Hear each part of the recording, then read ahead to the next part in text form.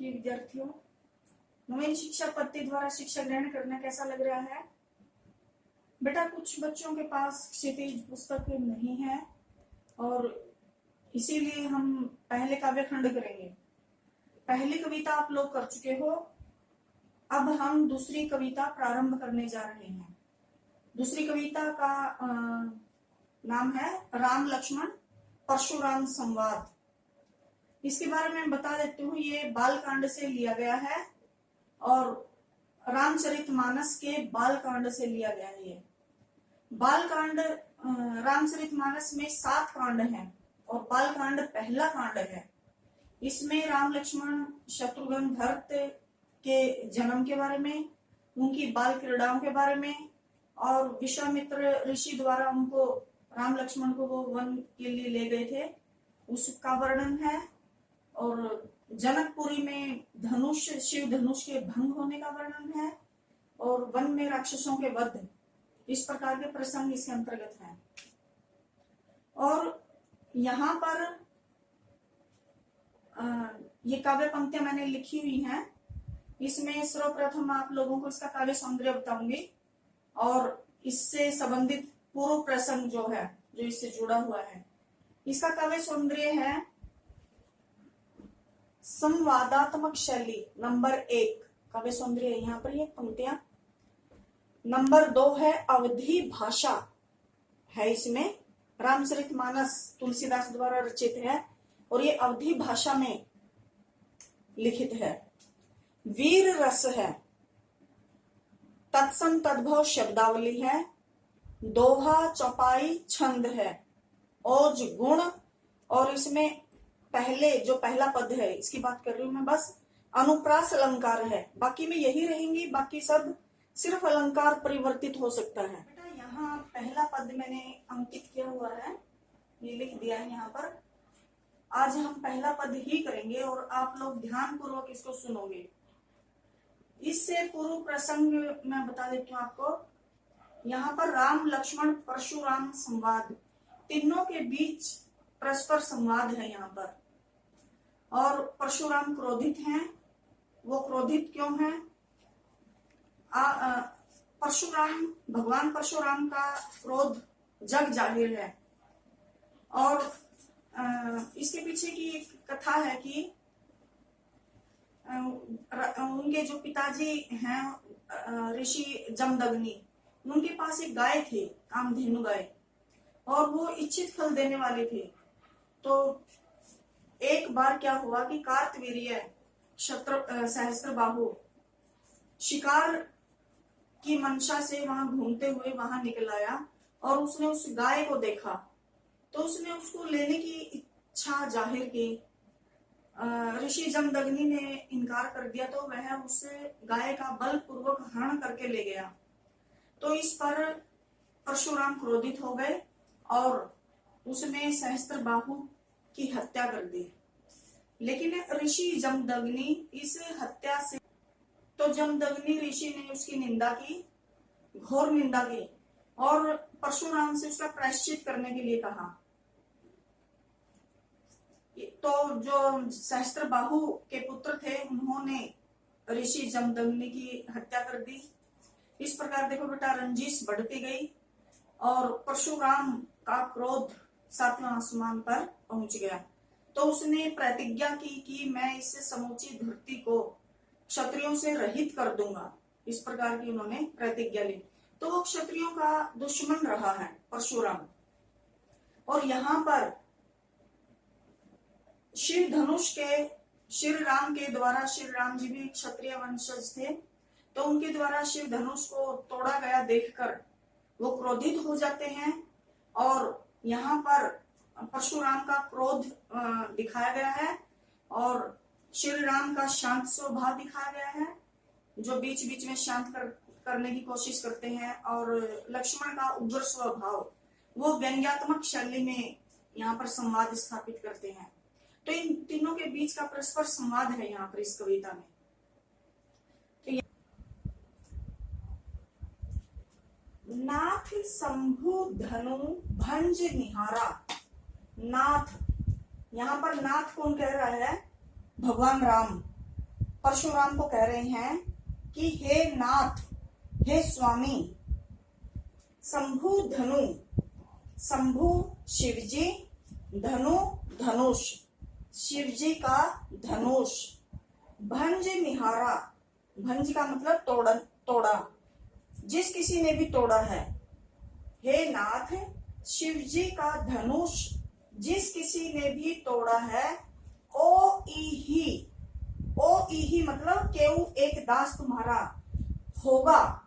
केऊ का मतलब कोई, एक, दास तुम्हारा, यानी कि जिस किसी ने भी शिव जी का धनुष तोड़ा है वह कोई एक तुम्हारा ही दास होगा। यहाँ पर कोमल वाणी में श्री राम शांत करने की कोशिश कर रहे हैं भगवान परशुराम को। आयसु काह कहिए किन मोही। आयसु का मतलब होता है आज्ञा देना, आज्ञा दीजिए, अनुमति मांग रहे हैं वो, आज्ञा दीजिए। काह कहिए किन मोही, काह किस लिए, कहिए कहते, किन मोही मुझे किस लिए कुछ कहते क्यों नहीं, मुझे कहिए, आज्ञा दीजिए, कहते क्यों नहीं, मुझे कुछ कहते क्यों नहीं। सुनी रिसाई, सुनी सुनकर, रिसाई क्रोधित बोले, क्रोधित होकर, क्रोध में बोले। कौन बोले क्रोध में, कौन है यहाँ पर क्रोधित, परशुराम। मुनि कोही, कोही का मतलब होता है क्रोधी, ये है क्रोध में बोले, और कोही का मतलब रिसाई और कोही दोनों का मतलब क्रोध है। क्रोधी मुनि क्रोधित होकर बोले।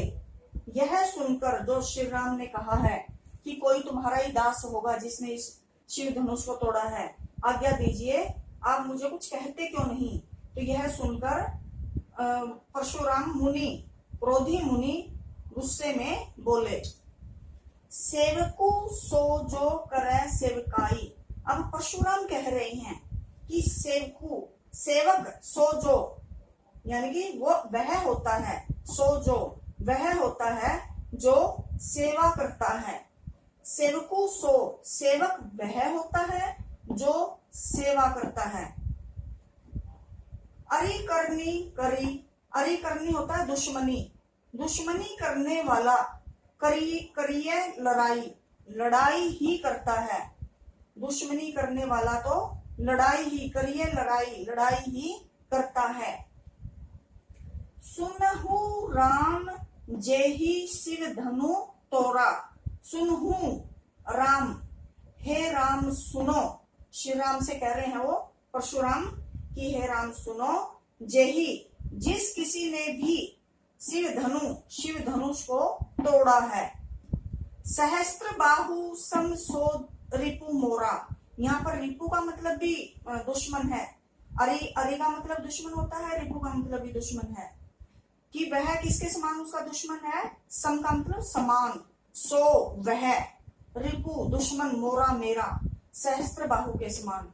जैसे सहस्त्र बाहु क्षत्रिय है, वो उसका दुश्मन था, उससे दुश्मनी थी उसको, तो वैसे ही इस शिव धनुष को तोड़ने वाला भी मेरा सहस्त्र बाहु के समान ही दुश्मन है। अवधि भाषा बेटा ध्यान पूर्वक इसको सुनेंगे, समझेंगे।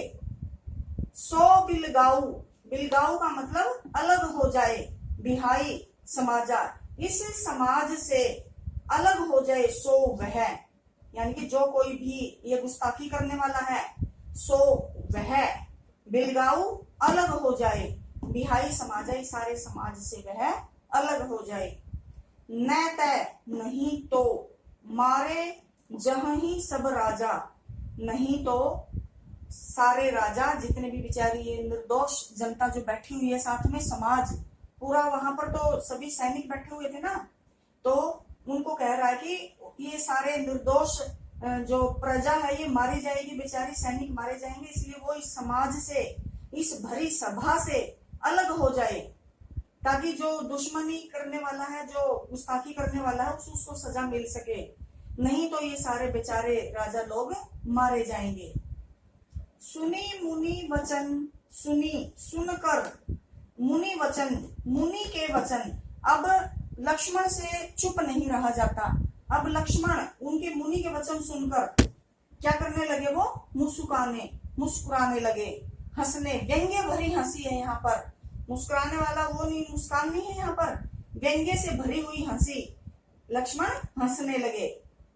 बोले परशुधर ही अवमाने, और परशुराम का अवमाने मतलब अपमान करते हुए बोले। आगे की पंक्तियां मैंने ऊपर लिखी है। बहु धनुही तोरी लरिकाई।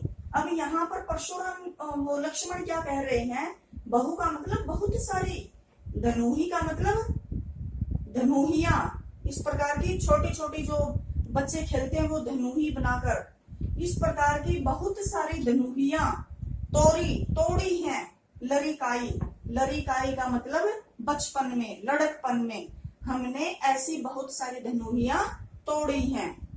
कबहू ने असी रीस किन्ही गोसाई।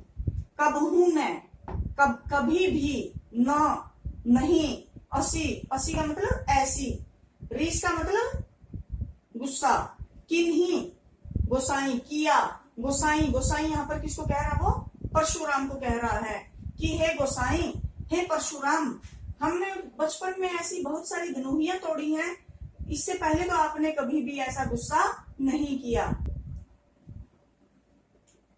यही धनु पर ममता के ही हेतु, यही का मतलब इसी, धनु का मतलब धनुष, पर ममता यानी कि इसी पर इतना प्यार क्यों आ रहा है, के ही किस कारण से, हेतु का मतलब कारण, के ही हेतु किस कारण से, इस पर, इसी धनुष पर इतनी ममता आने का क्या कारण है, क्या वजह है कि इतनी ममता आ रही है, इतने गुस्सा हो रहे हैं आप। सुनी रिसाई कह भृगुकुल केतु। सुनी, सुनकर, रिसाई गुस्से से, रिसाई का मतलब क्रोध में, गुस्से से, कहने लगे, भृगुकुल केतु, भृगुवंशी है वो परशुराम, और भृगुवंश की, कुल का मतलब वंश, केतु का मतलब होता है ध्वजा, पताका। भृगुवंश की पताका या भृगुवंश की ध्वजा, या फिर आप सीधा ही कह लीजिए परशुराम।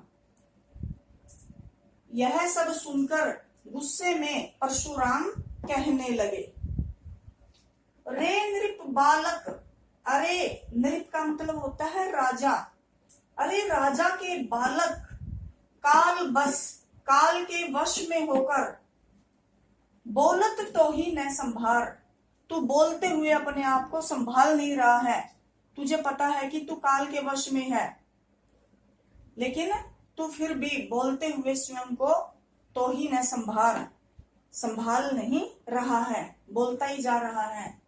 धनु ही सम त्रिपुरारी धनु विदित सकल संसार। धनु ही सम का मतलब होता है समान, कि जो ये शिव धनुष है, त्रिपुरारी का मतलब त्रिपुरारी यानी कि शिव जी, भगवान शिव शंकर, भगवान शिव शंकर का धनुष क्या तुम्हारे लिए एक महज, एक आम साधारण धनुष है, साधारण धनुष के समान है, जबकि ये विदित का मतलब प्रचलित, विख्यात, सकल संसार, संपूर्ण संसार में ये प्रसिद्ध है, और तुम इसको कह रहे हो धनुही, तो ये क्या धनुही के समान है, शिव शंकर भगवान का धनुष, जो कि सारे संसार में, विश्व में विख्यात है, प्रसिद्ध है। तो यहाँ पर ये अवधी भाषा में है बेटा, इसको आप इसका वीडियो को सुनकर अभ्यास करेंगे, हम एक एक करके ही करेंगे, और नहीं समझ में आता है तो आप बता सकते हैं, इसको दोबारा फिर करवा दिया जाएगा एक एक शब्द को लेकर, और आप इसको सुनकर समझकर अच्छे से लिखेंगे। पहले लिखेंगे आप काव्य सौंदर्य और उसके पश्चात इसकी पद की व्याख्या। धन्यवाद।